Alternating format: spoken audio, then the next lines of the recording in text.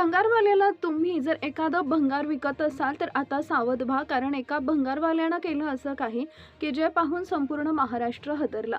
एक भंगारवाला जेव्हा भंगार घेण्यासाठी एका घरात गेला, त्यानंतर त्यानं असं काही केलं की ज्यामुळं संपूर्ण देशात या प्रकरणाची चर्चा सुरू झाली. जर तुमच्या गावात जर भंगारवाला येत असेल तर तुम्ही आत्ताच सावध होऊन जा, कारण की आपल्याला एक अशी सवय असते की घरातली काही वस्तू तुटली किंवा जुनी झाली की ती आपण उचलून भंगारवाल्याला देऊन टाकतो. पण हे करत असताना एक अशी चूक आपल्याकडून होत असते जी लक्षात येत नाही, आणि याच निष्काळजीपणामुळं तुमची ती चूक तुम्हाला किती महागात पडू शकते याचं उदाहरण ठरली आहे. एक घटना, एका भंगारवाल्यानं एक असा धक्कादायक प्रकार केला की ज्यामुळं संपूर्ण व्हिडिओ अक्षरशः प्रचंड व्हायरल होतोय. संपूर्ण राज्यात भीतीचं वातावरण पसरलंय. या भंगारवाल्यानं नेमकं असं काय केलं की लोक आता भंगारवाला पाहिला की घाबरू लागले. त्या भंगारवाल्याचा तो धक्कादायक प्रकार होता की ज्यामुळं सगळीकडे खळबळ उडाली असून संपूर्ण राज्यात खळबळ उडाली आहे. काय होता तो प्रकार, चला जाणून घेऊया. प्रत्येक गावामध्ये अनेक भंगारवाले येतात. काही सायकलवर येतात, काही हातगाडीवर येतात किंवा काही छोट्या गाडीमध्ये येतात. त्या गाडीला एक भोंगा लावलेला असतो आणि ते घरातल्या तुटक्या फुटक्या वस्तू, प्लास्टिक, रद्दी सगळं घेऊन जाताना दिसतात. गरीब दिसतात, पण या गरीब दिसण्यामागे गुपित लपलेलं असतं. काही दिवसांपूर्वी राजस्थानमध्ये एक भंगारवाला पाकिस्तानचा छुपा जासूस निघाला होता. तर मध्य प्रदेशात एक भंगारवाला दिवसा भंगार गोळा करायचा आणि रात्री तिथं चोरी करायचा. पण महाराष्ट्रात एक घटना घडली जी या सगळ्या घटनांपेक्षा भयानक घटना घडली. नंदुरबार जिल्ह्यातील शहादा तालुक्यामध्ये एका भंगारवाल्यानं असं काही काम केलं की ज्यामुळे अक्षरशः सगळ्या राज्यामध्ये भीतीचं वातावरण पसरलं. खरं तर या घटनेची सुरुवात नंदुरबार शहरातील शहादा शहरामध्ये झाली होती. एका गजबजलेलं शहर, या शहराच्या मध्यभागात काही अशा वस्त्या होत्या की जिथं प्रचंड गरिबी, आणि याच गरिबीच्या कॉलनीत एक कुटुंब राहत होतं आणि त्यांचं कुटुंब प्रमुख होता अमीन शेख. अमीन शेखला सगळे अब्बू म्हणून ओळखायचे. अमीनचा रोजचा दिनक्रम, कारण अमीन हा भंगारवाला होता, तो सकाळी उठायचा, देवाची प्रार्थना करायचा, आपली जुनी हातगाडी घेऊन बाहेर पडायचा, भंगार घ्या भंगार असा आवाज दिवसभर शहादा शहराच्या गल्लीबोळात घुमायचा.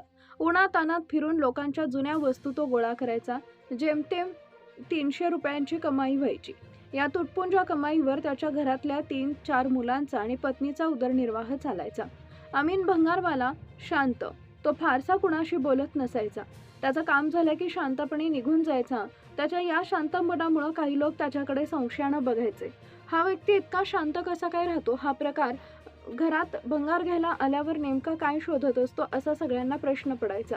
पण त्यांना माहीत नव्हतं की आम्ही एक दिवस अशी गोष्ट करणार होता की ज्यानं अख्ख्या देशातल्या भंगारवाल्यांची भीती सगळ्यांना होणार होती. खरं तर तारीख होती 8 तारखेला शहादा शहरातील एका प्रशिस्त वस्तीत भूषण राजपूत यांचं घर होतं. ही घटना ज्या दिवशी घडणार होती त्या दिवशी तारीख होती 8.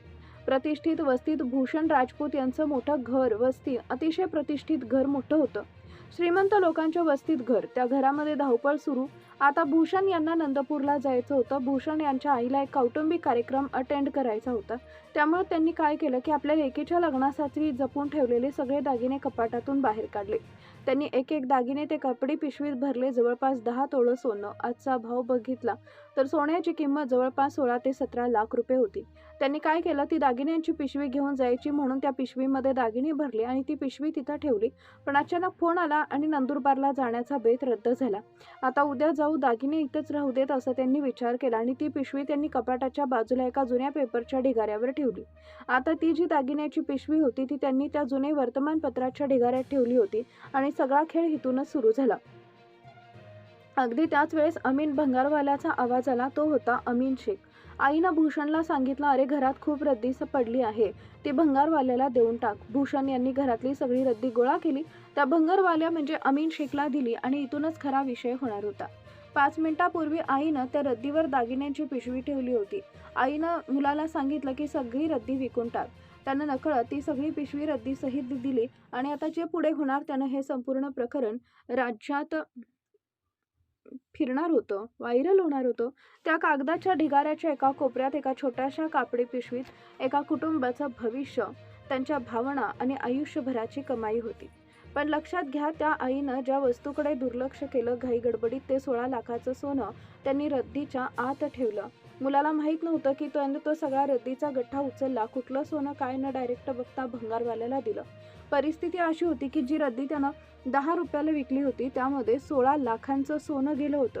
पण कुणालाच कल्पना नव्हती. दिवसभर काहीच झालं नाही. कोणाच्या काही लक्षात आलं नाही. भंगारवाला तिथून निघून गेला. दुसरा दिवस उजाडला. आता राजपूत कुटुंबाला नेहमीप्रमाणे नंदुरबारचा जो कालचा बेत रद्द झाला होता तो आज पुन्हा आठवला. नंदुरबारला निघायचं होतं. आई तयार झाली. दागिने घालण्यासाठी कपाटाकडे गेली. पाहते तर काय तिथं दागिन्याची पिशवी नव्हती. तिला वाटलं दुसरं कुठंतरी ठेवली असेल. तिनं अक्षरशः अख्खं घर पालतं घातलं. प्रत्येक कप्पा तपासला. ड्रॉवर उघडून बघितला. जायला घाई होती. घाई सगळे ड्रॉवर तपासले पण पिशवी कुठेच नव्हती. अचानक आईच्या डोक्यात लख्ख चमकलं. त्यांना आठवलं रद्दीच्या बंडलमध्ये त्यांनी सोनं ठेवलं होतं.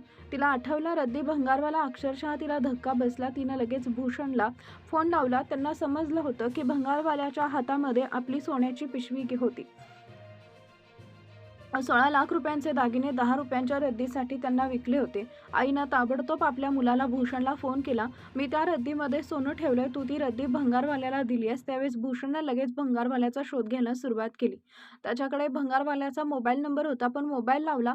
भंगारवाल्यानं फोन उचलला नाही. वेळ पुढे जात होती. प्रत्येक क्षणासोबत सोनं मिळण्याची शक्यता दुरावत होती. त्यानं अमीनच्या नंबरवर पुन्हा फोन लावला. तो उचलत नव्हता. बऱ्याच वेळा मिस कॉल पडत होते आणि आता त्यांच्या मनात शंकेची पाल चुकचुकली. कदाचित तो कामाला असेल किंवा त्यानं मुद्दामून फोन टाळला असेल किंवा तो सोनं घेऊन पळून तर गेला नसेल ना. हजारो नकारात्मक विचार आता भूषणच्या मनामध्ये येत होते. अखेर शोधाशोध सुरू झाली. इकडं तिकडं विचारलं. ओळखीच्या लोकांना, शेजारच्या गल्लीत, तो जिथून जायचा यायचा सगळीकडे विचारपूस झाली. भंगारवाल्याचं घर कुणाला माहीत नव्हतं पण कसं बसं अमीन शेखपर्यंत ते पोहोचले. त्यांनी घरी गेल्यावर तिथं पाहिलं. अमीन घरी सापडला. त्याला सांगितलं असं. आता त्यानं जे ऐकून घेतलं ते ऐकल्यावर तो जे बोलला तो अतिशय धक्कादायक होतं. भूषण यांना वाटलं की अमीन शेख आता ओळख दाखवणार नाही. तो लगेच म्हणाला मला काय माहिती, मी फक्त रद्दी घेतली. पण तो म्हणाला साहेब मी ते भंगार त्या दिवशी शहाद्याच्या एका मोठ्या होलसेल व्यापाऱ्याला विकून टाकलं. जे ऐकून राजपूत कुटुंबाच्या काळजाचा ठोका चुकला. आईच्या पायाखालची जमीन सरकली. काय मोठी चूक झाली. त्या रद्दीत दागिन्याची पिशवी ठेवली. आता भूषणसाठी हा सगळा दुसऱ्यात मोठा धक्का होता. आता सोनं एका व्यक्तीकडून निसटून एका भंगारच्या महासागरात हरवलं होतं. अमीन शेख थांबला नाही. तो म्हणाला काळजी करू नका साहेब, चला आपण त्या व्यापाऱ्याकडे जाऊ. तो भूषणला घेऊन होलसेल दुकानात गेला. तिथं हजारो किलो भंगारचे ढिगारे, त्यात एक छोटीशी पिशवी शोधणं म्हणजे गवताच्या गंजीत सुई शोधण्यासारखं. त्यांनी CCTV फुटेज तपासले. भंगाराचे ढिगारे तपासले पण काही सापडेना. तेवढ्यात भूषणच्या मनामध्ये एक आशा निर्माण झाली. पण तेवढ्यात अमीन शेखला काहीतरी आठवलं. अमीन शेख म्हणाला की माझी लहान मुलं आहेत, त्यांनी खेळली किंवा काही वेगळ्या वस्तू सापडल्या तर ते खेळण्यासाठी काढतात.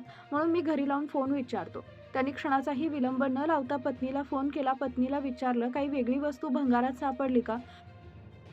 त्यावेळेस ती म्हणाली की त्यात एक कापडाची पिशवी होती आणि कापडाच्या पिशवीत सोनं होतं म्हणून ती पिशवी कपाटात ठेवली. पत्नीनं कबुली दिली. त्यानंतर भूषण आणि अमीन दोघं घरी गेले. घरी गेल्यावर कपाटात पाहतात तर काय, ती दागिन्याची पिशवी जशी होती तशीच. खरंच हा जो भंगारवाला माणूस होता त्याला एक चोर किंवा फसवणूक करणारा समजलं गेलं पण तो एक प्रामाणिक सोन्याहूनही चांगला माणूस होता. दुसऱ्या दिवशी पत्नीनं सगळे सोनं दिलं आणि बक्षीस म्हणून भंगारवाल्याला 15,000 रुपयांचा फोन त्यांनी भेट म्हणून दिला. अमीन शेख सारखा भंगारवाला जर प्रामाणिक असेल तर तुमच्या घरातल्या वस्तू परत येऊ शकतात. पण या गोष्टीवरून लक्षात काय घ्यायचं, ही घटना खरोखर घडली आहे पण लक्षात घ्या आपण आपल्या गोष्टी दुसऱ्यांना देत असताना त्याची तपासणी करणं ही खूप आपल्याला महत्त्वाची गोष्ट आहे. तरी खरंच या प्रेरणादायी कार्याला, या अमीनच्या कार्याला आमचा देखील सलाम आहे. तुम्हाला या घटनेबद्दल काय वाटतं आम्हाला कमेंट करून नक्की कळवा. तुमच्या गावात अशी एखादी घटना घडली होती का, कमेंटमध्ये नक्की सांगा. चॅनलला नवीन असाल तर सबस्क्राईब करा. धन्यवाद.